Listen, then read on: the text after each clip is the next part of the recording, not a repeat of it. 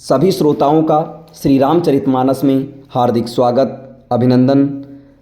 श्री रामचरितमानस के बालकांड के दोहा नंबर 89 और 90 का आज आप सभी को अर्थ सहित संपूर्ण जानकारी बताई जाएगी। बढ़ते हैं दोहे की तरफ।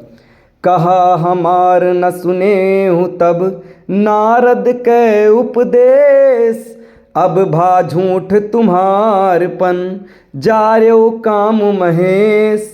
नारद जी के उपदेश से तुमने उस समय हमारी बात नहीं सुनी, अब तो तुम्हारा प्रण झूठा हो गया, क्योंकि महादेव जी ने काम को ही भस्म कर डाला। सुनी बोली मुस्काई भवानी, उचित कहो मुनिबर विज्ञानी। तुम्हारे जान काम अब जारा, अब लगी शंभु रहे सबिकारा। यह सुनकर पार्वती जी मुस्कुराकर बोली, हे विज्ञानी मुनिवरों, आपने उचित ही कहा। आपकी समझ में शिव जी ने कामदेव को अब जलाया है, अब तक तो वे विकार युक्त कामी ही रहे। हमरे जान सदा शिव जोगी, अज अनवद्य अकाम अभोगी। जो मैं शिव सयस जानी, प्रीति समेत कर्म मन बानी।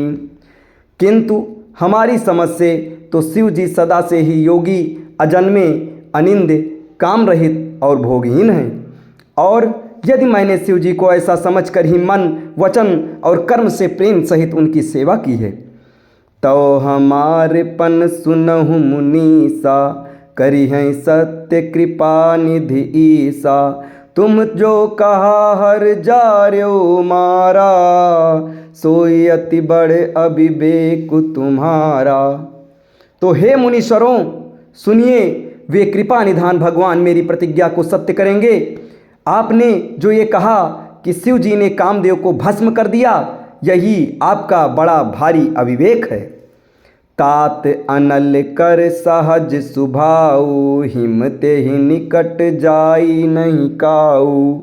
गए समीप सो अवसि नसाई, असी मनमथ महेश की नाई। हे तात, अग्नि का तो ये सहज स्वभाव ही है कि पाला उसके समीप कभी जा ही नहीं सकता, और जाने पर वह अवश्य नष्ट हो जाएगा। महादेव जी और कामदेव के संबंध में भी यही न्याय समझना चाहिए। हिय हर से मुनि बचन सुनी, देखी प्रीति विश्वास। चले भवानी ही नाई, सिर गए हिमांचल पास।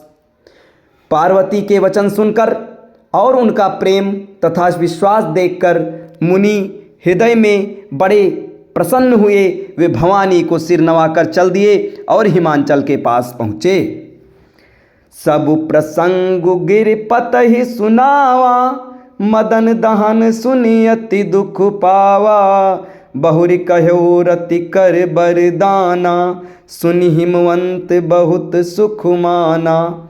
उन्होंने पर्वतराज हिमांचल को सब हाल सुनाया। कामदेव का भस्म होना सुनकर हिमांचल बहुत दुखी हुए। फिर मुनियों ने रति के वरदान की बात कही, उसे सुनकर हिमवान ने बहुत सुख माना। हृदय विचार शंभु प्रभुताई, सादर मुनि बर लिए बोलाई। सुदिनु सुनखतु सुघरी सोचाई, बेग बेद विधि लगन धराई।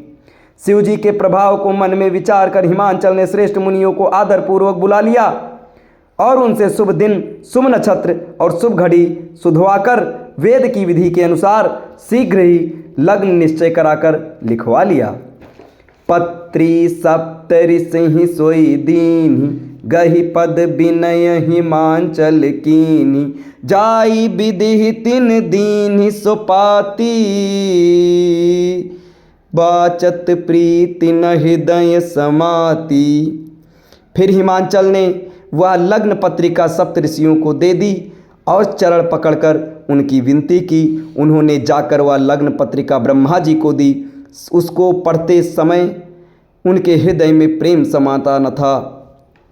लगन बाची अज सब ही सुनाई, हर से मुनि सब सुर समुदाई। सुमन वृष्टि नभ बाजन बाजे, मंगल कलश दसहु दिस साजे। ब्रह्मा जी ने लग्न पढ़कर सबको सप्तऋषियों को दे दी और चरण पकड़कर उनकी विनती की। उन्होंने जाकर वह लग्न पत्रिका ब्रह्मा जी को दी। उसको पढ़ते ही समय उनके हृदय में प्रेम न समाता था। अब उसे सुनकर सब मुनि और देवताओं का सारा समाज हर्षित हो गया। आकाश में फूलों की वर्षा होने लगी, बाजे बजने लगे और दसों दिशाओं में मंगल कलश सजा दिए गए। अब इसके आगे शिव जी की विचित्र बारात और विवाह की तैयारी आपको अगले वीडियो में बताया जाएगा। तब तक हमारे साथ बने रहें। धन्यवाद। जय श्री राम।